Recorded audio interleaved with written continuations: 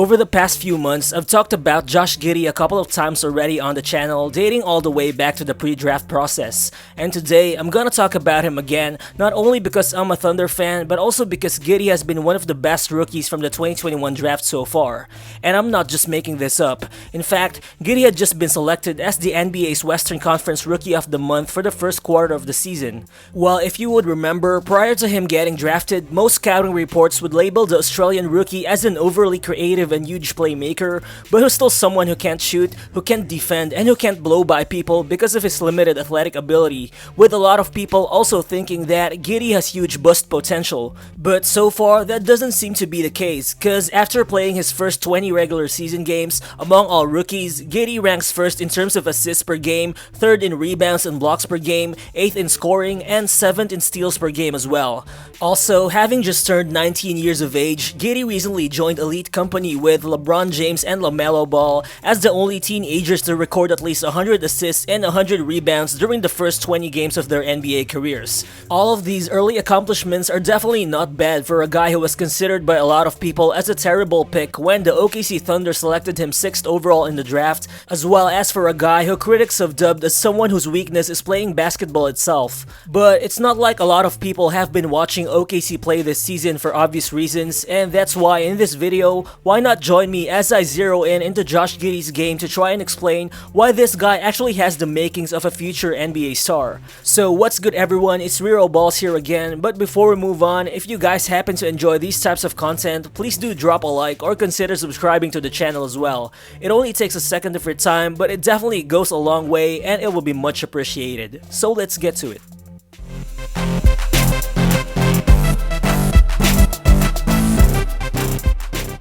Well, the truth is, it's not really the scoring and shooting efficiency that usually translates to the NBA right off the bat for rookies. Rather, it's the defense, the playmaking instincts, and the feel for the game. This is why Evan Mobley's defense has immediately elevated the Cavs into playoff contender status, and also why we're currently witnessing Josh Giddey blossom into one of the best playmakers, not only from his draft class, but also in the entire NBA. As currently, Giddey's 5.8 assists per game not only leads all rookies by a mile, but it also ranks 19th overall in the league. Further, his 32.2 assist percentage currently ranks as the best rate among all players classified as wings. So basically, this early, the numbers tell you that Giddey is already one of the most elite, most frequent, and most effective playmakers in the NBA even at 19 years of age. But I think what makes Giddey's assist numbers even more impressive is first, he's doing all these despite acting mostly as a secondary playmaker in an OKC team who usually runs plays that require Shai Gilgeous-Alexander to have the ball in his hands. And second, it's not like Giddey's teammates are also making the most of his passing ability right now, cause currently Giddey's also averaging 11.4 potential assists per game, which ranks in the 95th percentile in the NBA, which means Giddey could easily be averaging 9 assists per game right now if only his teammates scored even just a quarter more from his passes. Well, to put it into context, fellow Thunder rookie Jeremiah Robinson-Earl has been the second most frequent recipient of Giddey's passes so far this season. More than 22% of the passes that JRE receives per game come from Giddey. However, he's only converting 42.9% of all his shot attempts within 5 feet of the basket that directly came from Giddey's passes. Such has been the case for Dort as well. For the season, Dort has been attempting an average of 1 3-point attempt per game that directly came from Giddey's passes. However, he's only converting less than 17% of all those 3-point attempts. So all these numbers just indicate that the quicker these young OKC players can develop their shot, or the quicker that the team can surround Giddey with more talent, the faster that Giddey can solidify his position as a certified NBA level triple-double machine. But yeah, we can look at the impressive passing numbers all we want, but Giddey's on-ball craft is still definitely best appreciated when you watch him play. I mean, first of all, you can tell that Giddey came into the NBA already an elite playmaker since he didn't really need time to get used to running the pick and roll, which is arguably the most commonly used play in the NBA today. In fact, you can see that he's already a master in terms of manipulating and reading drop coverage defenses, and he's seemingly always able to deliver the ball to his roll man no matter how crowded the passing lanes may be. Just like in this clip, as Giddey uses the pick from Derek Favors, he patiently maneuvers the space between the two drop defenders. Then he suddenly takes an extra dribble to put the drop big out of position. This gives him the perfect angle to dish out the one-handed pass to Favors, who's now right under the basket. And here, as Giddey receives the handoff from Dort, you can tell that he already knows what to do. He uses the JRE pick to get past 2 defenders, then against the 3rd defender, he dishes out the beautiful wraparound pass to JRE for the easy finish. But what I also like about Giddey's playmaking is that even without attacking the paint, he can still deliver some crafty laser-like pinpoint passes to cutting teammates seemingly out of nowhere. Just like in this clip, Giddey has the ball in semi-transition, but you wouldn't be able to guess what he's gonna do. With 3 Rockets defenders closing out on him, he uses a quick double screen from his teammates. This gives him just the split second he needs to deliver the one-handed laser pass to the rim-running JRE. And again here, watch Giddey use the pick from Muscala. Without a space to attack, he passes the ball, but at this point, he already sees where the defense is going. So he gets the ball back, makes one dribble, then throws the pinpoint bounce pass to a cutting Dort for the easy basket. I mean, that's how good Giddey actually is. The guy only needs the narrowest of spaces to be able to find his teammates wherever they are on the court. Also, Giddey's actually right-handed, but is dishing out these lefty passes like it's so easy for him. But here's the thing, for Giddey to be able to continue utilizing his playmaking skill, he has to prevent defenders from just going under screens and pick and roll situations in the future. Basically, he needs to keep defenders honest in order for his passing lanes to stay open, but for that to happen, Giddey needs to become a more consistent outside shooter. But so far, Giddey is only shooting 25.7% from deep. However, the good thing is, it's not like this problem is something we've never seen before from rookies, cause young players could take some time before they get their outside shot to fall at the NBA level. I mean, a huge part as to why Cade Cunningham was drafted first overall is the fact that he was believed to be an NBA-ready outside shooter. However, he's currently shooting just 28.7% from deep himself. Further, if you watch Giddey shoot his 3-pointers, the eye test would tell you that there's really no dramatic change in his shooting form between those shots he's made and those he has missed. Also, Giddey's already had a couple of games wherein he shot from deep exceptionally well on high volume too. One against Boston when he shot 66.7% and one against Utah when he shot 75% from deep. Also, he's made at least one 3-pointer in 11 out of the 20 regular season games he's played so far. So if any, those numbers actually indicate that Giddey won't end up as a non-shooter and that getting his 3-point shot to fall more consistently could just take a little bit more patience and a little bit more reps at the NBA level.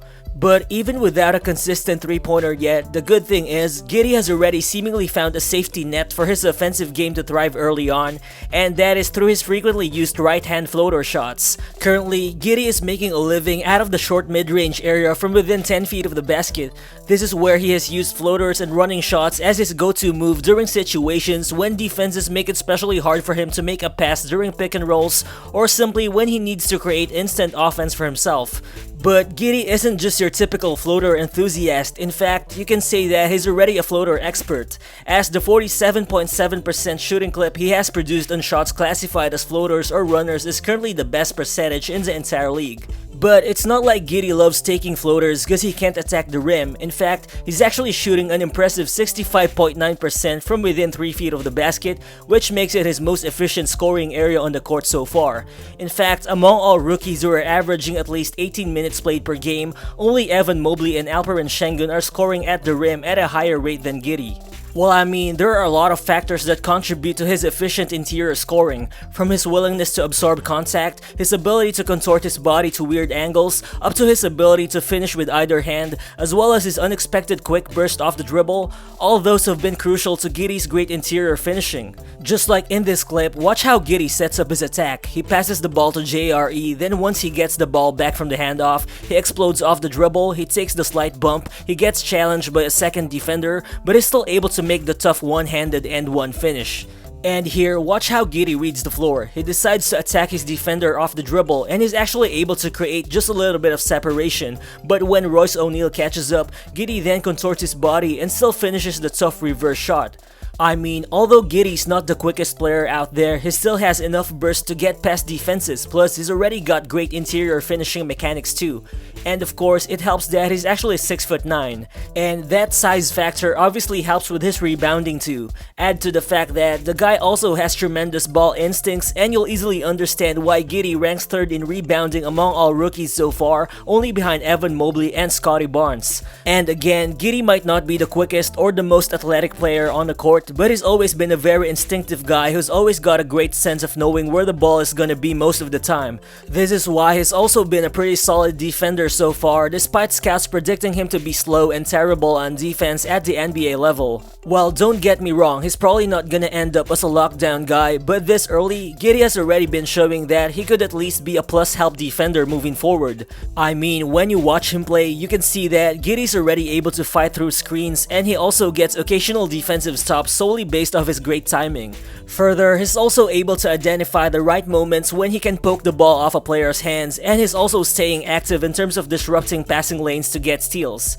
As a result, he's averaging 0.7 blocks and 1 steal per game, which ranks 3rd and 7th best among all rookies so far. This only proves that Giddey is already better than what most people expected him to become in terms of his defensive ability. But overall, as mature as his game already looks like, Giddey definitely still has a lot of room to grow as a player. His jumper is still a work in progress, and he can still become more physically imposing once he adds up more muscle. But one thing is for sure, and that is, even as a rookie, both the numbers and the eye test already suggest that Josh Giddey is currently on pace to become a star in the NBA, which definitely makes me excited to see him grow as a key piece of the OKC Thunder's future.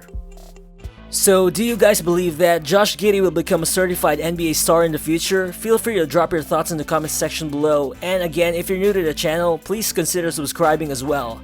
Again, this is LaMelo Balls, and I'll see you on the next one. Peace.